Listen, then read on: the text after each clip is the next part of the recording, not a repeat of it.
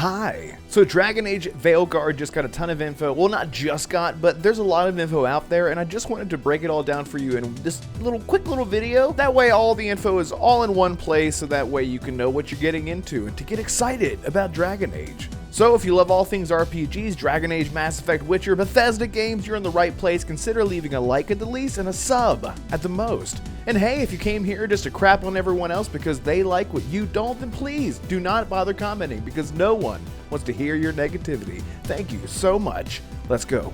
Wanna be a renegade? Red wolf. Red wolf renegade. Red wolf renegade. So all of the information that's been captured here all in one place comes, of course, from Shinobi602 on Twitter, and I'm going to read it out for you. Dragon Age Veilguard will be coming to PS5, Xbox Series X, and PC in fall of 2024, and the consoles, it'll have quality and performance modes, that of course means 60 FPS, or just 30, I'm assuming, with, the higher fidelity graphics. Photo mode is confirmed.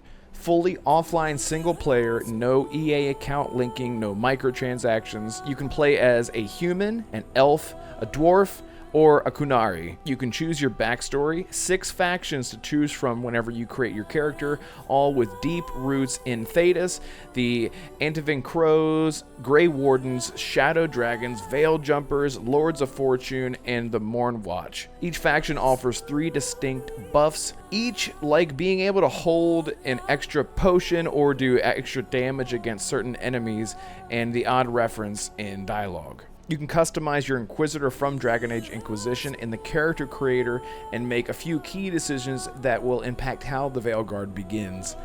There are some killer cameos from past games that show up.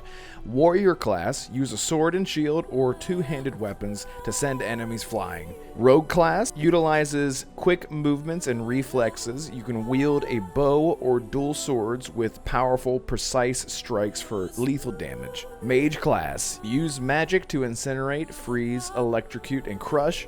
Some cast from afar, while others prefer close quarters combat. Each class also has 3 sub-specializations such as Duelist, Saboteur, or Veil Ranger for the Rogue.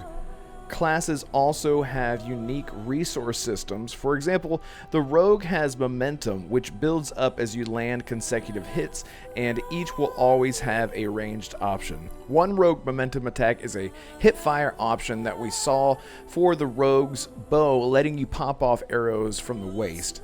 Another momentum attack for the Warrior lets you lob your shield at enemies. Quests are more handcrafted and mission-based, curated with alternate paths, secrets to discover, and optional content. There are also open-ended explorable areas.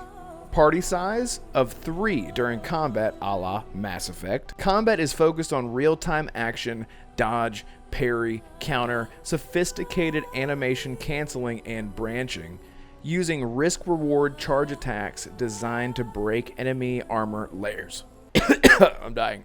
Enemies have elemental weaknesses and resistances, and you can chain together elemental combos for extra damage. One example is a squad mate using a gravity well attack to suck enemies in, another slowing them down, and then the player then unleashing a big AoE attack. You don't take direct control of companions like past Dragon Age games, but you can still pause and issue ability commands for you and your allies. There is a hub-based area for the player like Skyhold and the Normandy called the Lighthouse.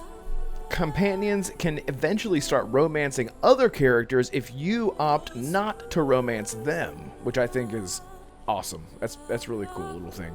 Each companion also has unique missions tied to them that play into the larger story. Nudity confirmed.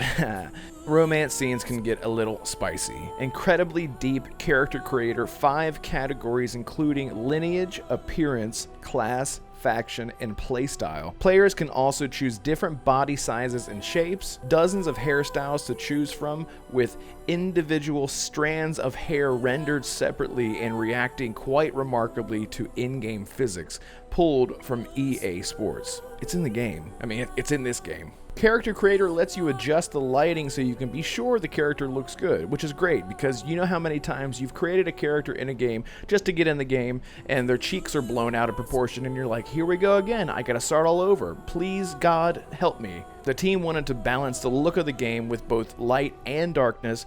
When everything is dark, nothing really feels dark. For this one, we really wanted to build that contrast again. Skill tree is vast. You can also set up specific companions with certain kits, from tackling specific enemy types to being more of a supporting healer or flexible all-rounders. There are tarot cards you go through during the character creation process that will let you choose decisions from past games to implement into Veilguard. The team teases you may lose some characters during the story, which, just to be safe, I'll say that's something in every game, so don't freak out. It's gonna be okay. That's a ton of info that I just went through with Dragon Age Veilguard. I want to cover this game more because I'm a huge Dragon Age fan, and a lot of people were put off by the art style in the reveal, and well, that was a mistake, and I think they're hearing that loud and clear. I believe that they were really going for something that was trying to grab everyone, even if they are not a fan, and that wasn't really a good look, because the Dragon Age fans are the ones that came running and screaming whenever they saw that this was the reveal trailer for the game, and a little bit put off. But for me personally, speaking as a Dragon Age fan, I was really happy with what I saw with the actual gameplay versus what we got with the reveal trailer. So, I'll continue to update you on everything Dragon Age Veilguard as news comes out. If you want to see more Dragon Age content? Well, yeah, content. Then comment down below and let me know what you want to see, if you want to see more, and if you love Dragon Age, tell me how excited you are, alright? Do it! Thank you! Don't forget to leave a like at the least and a sub at the most, and I'll see you guys next time. Goodbye.